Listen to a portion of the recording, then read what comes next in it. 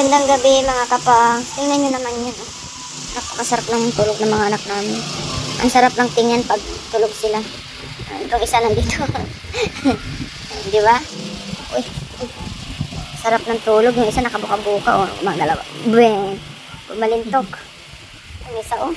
Alam mo yung munan ko, nasa kanya na lang. Di ko makuha eh. Tulog isa. Tulog-tulog na yun. Tulog na.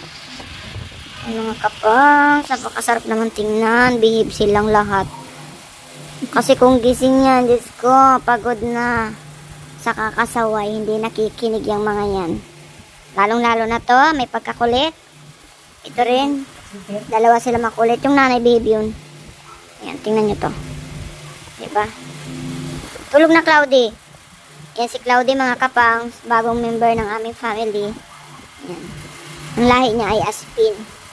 Pakilala nyo na yan si Monmon. Nasa vlog day namin yan. Lumaki na siya mga kapangs. Si Monmon.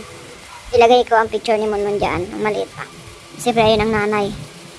Kilala nyo na yan. Ito. Ayan si Cloudy, si Monmon, si Star. O diba? Pag nagkaanak si Star, Sky. Sky o Venus. Universe. Ay hindi pala. Saturn.